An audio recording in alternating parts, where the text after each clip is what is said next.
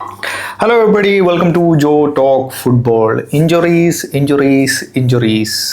Arsenal does not like injuries, but injuries like Arsenal.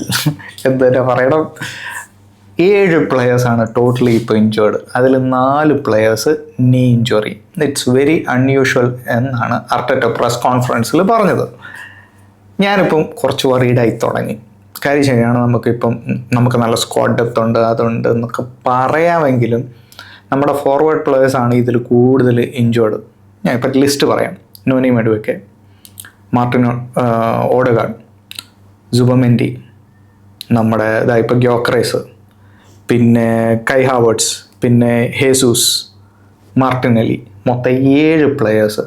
അതിൽ 4 player നീ injury. Noni, ഓഡെഗാർഡ്, കൈ Havertz, Jesus.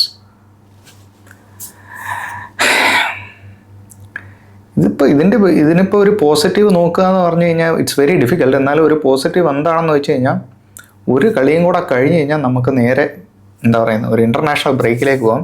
International break കഴിയുമ്പോഴത്തേക്ക് ഈ പറയുന്ന നോനിയും ഹേസൂസും കൈ ഹാവേർട്സും ഒക്കെ തിരിച്ചു വരും. എനിക്കറിയാം നിങ്ങളെല്ലാവരും ഗ്യോക്കറേസിന് എന്താണ് സംഭവിച്ചതെന്ന് അറിയാനുള്ളൊരു ക്വസ്റ്റ്യൻ ആയിരിക്കും. നിങ്ങളിപ്പോൾ ഓൾറെഡി ഇൻസ്റ്റാഗ്രാമിലും ഞാനിപ്പോൾ ഈ വീഡിയോ റിലീസ് ചെയ്യുന്ന വെച്ചിട്ട് ലേറ്റ് ആയിട്ടാണ്. കാരണം അർട്ടറ്റയുടെ പ്രസ് കോൺഫറൻസ് ഭയങ്കര ലേറ്റ് ആയിട്ടാണ് വന്നത്. രാത്രിയിലാണ് ഞാൻ ഷൂട്ട് ചെയ്യുന്നത്. രാത്രി റിലീസ് ചെയ്തിട്ട് കാര്യമില്ല. സോ ഞാനതങ്ങ് ഒരു ഇച്ചിരി ലേറ്റായിട്ട് അങ്ങ് റിലീസ് ചെയ്യാണ്. സോ നിങ്ങളെല്ലാവരും കണ്ടു കാണും. മസിൽ ഇഞ്ചുറിയാണ്. ഗ്യോക്കറേസിന് ഇതുവരെ വരാത്തൊരു ഇഞ്ചുറിയാണ്. സോ അർട്ടറ്റ ഭയങ്കര വറീഡായിട്ടാണ് പ്രസ് കോൺഫറൻസിൽ അതിനെപ്പറ്റി സംസാരിച്ചത്.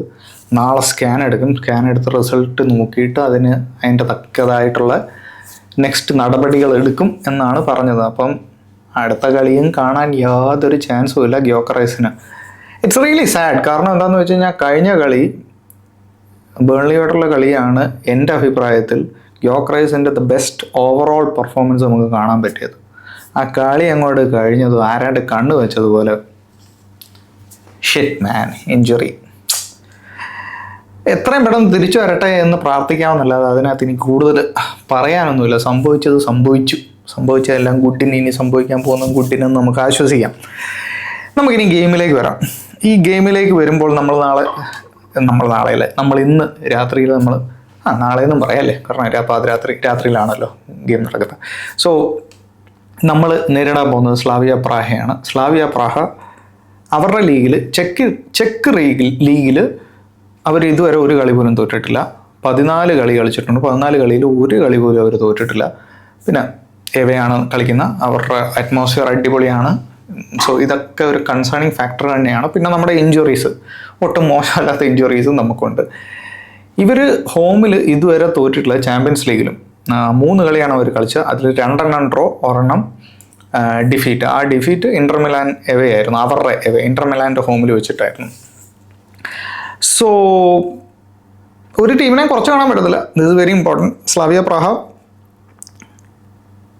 It's a good team. തോപ്പിക്കണമെങ്കിൽ തോപ്പിക്കാൻ പറ്റും. അവർക്ക് വേണമെങ്കിൽ ആർസണലിനെ തോപ്പിക്കാം. നല്ലൊരു പെർഫോമൻസ് ഇട്ട് കഴിഞ്ഞാൽ തോപ്പിക്കാൻ പറ്റുന്ന ടീം തന്നെയാണ്. അപ്പോൾ നാളത്തെ ലൈനപ്പിലേക്ക് നമുക്ക് കടക്കാം. ലൈനപ്പിലേക്ക് കടക്കുമ്പം ഗോൾ കീപ്പർ മിക്കവാറും റായനെ തന്നെയായിരിക്കും ഇറക്കുന്നത്.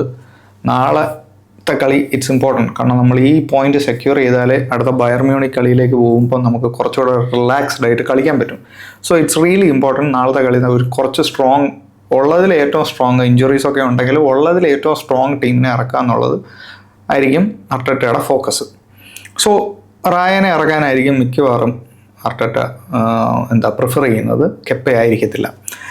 റൈറ്റിലേക്ക് വരുമ്പോൾ ടിംബർ, സെൻട്രൽ വരുമ്പം ഗ്യാബ്രിയൽ, മൊസ്കേറ ആയിരിക്കും നമ്മുടെ സലീബയ്ക്ക് പകരം. സലീബ ഇഞ്ചോർഡാണ്, ഞാൻ പറയാൻ മറന്നുപോയി. സോ സലീബയും കളിക്കാൻ ചാൻസസ് കുറവാണ്. പിന്നെ ലെഫ്റ്റിൽ വരുമ്പോൾ എനിക്ക് തോന്നുന്നു ഹിൻകപ്പിയയ്ക്ക് ചാൻസ് കൊടുക്കുമെന്ന്. MLS-നും കാലഫിയോറിക്കും അല്ല, ഹിൻകപ്പിയയ്ക്ക് ചാൻസ് കൊടുക്കുമെന്ന് തോന്നുന്നു. ഇനി സെൻട്രലിലേക്ക് വരുമ്പം യൂഷ്വലി നമുക്കെല്ലാവരും കണ്ടതാണ്, യൂഷ്വലി അർട്ടറ്റയ്ക്ക് 2 ഹോൾഡിംഗ് മിഡ്ഫീൽഡറിനെ വെച്ച് കളിപ്പിക്കുന്നതാണ് കൂടുതൽ പ്രിഫർ ചെയ്യുന്നത്. ആ ഒരു സ്റ്റെബിലിറ്റിക്ക് വേണ്ടി, ഡിഫെൻസീവ് സ്റ്റെബിലിറ്റി, ഓവറോൾ സ്റ്റെബിലിറ്റിക്ക് വേണ്ടി അർട്ടറ്റ എപ്പോഴും പ്രിഫർ ചെയ്യുന്നത്, നമ്മൾ കണ്ടുകൊണ്ടിരിക്കുന്നത് ഇത് തന്നെയാണ്. 2 ഹോൾഡിംഗ് മിഡ്ഫീൽഡേഴ്സ്. അത് റൈസ്, സുബമെൻഡിയാണ് യൂഷ്വലി നമുക്ക് കാണാൻ പറ്റുന്നത്. സുബമെൻഡി ഈസ് ഔട്ട്, ഇഞ്ചുറി. റൈസിനെ കളിപ്പിക്കുക എന്ന് പറഞ്ഞാൽ ഇറ്റ്സ് എ ബിഗ് ഗാമ്പിൾ. കാരണം റൈസിന് ഇനി ഒരു യെല്ലോ കാർഡ് കിട്ടിക്കഴിഞ്ഞാൽ ബയർ മ്യൂണിക് മാച്ച് മിസ്സാവും. സോ നാളത്തെ കളിയിൽ എനിക്ക് തോന്നുന്നു, എനിക്കൊരു ഫീലാണ്, കാരണം ആ ഒരു സ്ട്രക്ചർ മാറ്റിയുള്ള പരിപാടി നമ്മുടെ അർട്ടറ്റ ചെയ്യുമെന്ന് എനിക്ക് തോന്നുന്നില്ല. സോ നാളെ നോർഗാർഡ് റൈസിനെ കളിപ്പിക്കത്തില്ല. നാളെ നോർഗാർഡും മെറീനോയും ആയിരിക്കും കൂടുതൽ ചാൻസ്. മെറീനോനെ സ്ട്രൈക്കറിന് പകരം ഇവിടെ ഇടാനായിരിക്കും ചാൻസ്. ഇല്ലെങ്കിൽ നോർഗാർഡും ഈത്തൻ വന്യേറിയും ആയിട്ടായിരിക്കും കളിക്കുന്നത്. സോ ആ 2 ഹോൾഡിംഗ് മിഡ്ഫീൽഡേഴ്സ് ആയിരിക്കും. സെൻട്രലിൽ എസെ കളിക്കാൻ ചാൻസ് ഉണ്ട്. സോ നമ്പർ 10 പൊസിഷനായിട്ട് എസെക്ക് സ്റ്റാർട്ട് ചെയ്യാം. സോ ഈത്തൻ വന്യേരി എങ്ങനെ ആ ഒരു ഹോൾഡിംഗ് പൊസിഷൻ ഹാൻഡിൽ ചെയ്യുമെന്ന് വെച്ച് കഴിഞ്ഞാൽ, എസെക്ക് പകരം കഴിഞ്ഞ കളി വന്നപ്പോൾ വളരെ നന്നായിട്ടാണ്, സൂപ്പറായിട്ടാണ് കളിച്ചത് ഈത്തൻ വന്യേരി. അങ്ങനെ പറ്റാത്ത ജോബ് ഒന്നുമായിട്ട് എനിക്ക് തോന്നുന്നില്ല. Ethan Nwaneri is strong player. So he can handle that job എന്നാണ് എനിക്ക് ഫീൽ ചെയ്യുന്നത്. ഇനിയിപ്പോൾ ലെഫ്റ്റിലേക്ക് വരുമ്പം ട്രൊസാർഡ്, നമ്മുടെ സ്ട്രൈക്കർ പൊസിഷൻ വരുമ്പോൾ ഓഫ് കോഴ്സ് ഗ്യോക്കറേസ് ഇഞ്ചുറി ആയതുകൊണ്ട് മെറീനോനെ കളിപ്പിക്കും. ഇല്ലെങ്കിൽ അനനൂസ് എന്ന് പറയുന്ന നമ്മുടെ അക്കാഡമി പ്ലെയർ കഴിഞ്ഞ നമ്മുടെ ബ്രൈറ്റണുമായിട്ടുള്ള ഗെയിമിൽ നമുക്ക് കാണാൻ പറ്റിയായിരുന്നു. സോ ഈദർ ദാറ്റ് അല്ലെങ്കിൽ I think Merino will start that game. Merino ആയിരിക്കും മിക്കവാറും ആ ഗെയിം സ്റ്റാർട്ട് ചെയ്യുന്നത് സ്ട്രൈക്കറായിട്ട്. പിന്നെ റൈറ്റ് ഹാൻഡ് സൈഡിൽ സാക്കയുണ്ട്, മാക്സ് ഡോമനുണ്ട്. ഞാൻ പറഞ്ഞിട്ട് സാക്കയ്ക്ക് ചാൻസ് കൊടുക്കുന്നതായിരിക്കും. സാക്ക ഹിസ് കുറച്ച് കോൺഫിഡൻസ് ഇച്ചിരി കുറവാണ്. സോ സാക്കയ്ക്ക് ചാൻസ് കൊടുക്കാനാണ് കൂടുതൽ ചാൻസ്. സോ ഇങ്ങനെയാണ് ഒരു ഫോർമേഷൻ നമുക്ക് പ്രതീക്ഷിക്കാവുന്നത്. സോ ആ സെൻട്രലി നമുക്ക് ഇച്ചിരി നമ്മുടെ ഹോൾഡിംഗ് മിഡ്ഫീൽഡേഴ്സ് ആകെ മൊത്തം എന്താ പറയുന്നത്, ഒരു തകർന്ന അവസ്ഥയാണ്. ഡെക്ലൻ റൈസിനെ കളിപ്പിച്ച് കഴിഞ്ഞാൽ അത് ബിഗ് റിസ്ക് ആണ്. സുബമിൻഡി ഔട്ടാണ്. സോ അവിടെ ആര് കളിക്കും എന്നുള്ളൊരു ക്വസ്റ്റ്യൻ നമുക്ക് it will be very interesting. നിങ്ങൾക്ക് എന്താണ് തോന്നുന്നതെന്നൊന്ന് പറയാം. വേണമെങ്കിൽ ഒരു എക്സ്പെരിമെൻറ്റ് ചെയ്യാവുന്നേ ഉള്ളൂ. ഒരാളെ ഹോൾഡിംഗ് മിഡ്ഫീൽഡ് നമ്മുടെ നോർഗാർഡിനെ മാത്രമായിട്ട് സെൻട്രൽ ഹോൾഡിംഗ് മിഡ്ഫീൽഡായിട്ട് ഇട്ടിട്ട് വെന്യേറിനെ എസേനെ ഇങ്ങനെ എന്താണ് ലെഫ്റ്റ് ആൻഡ് റൈറ്റ് കളിപ്പിക്കാവുന്നേ ഉള്ളൂ. അങ്ങനെയും ചെയ്യാം. അങ്ങനെ അതും ഒരു ഓപ്ഷനാണ് വേണമെങ്കിൽ.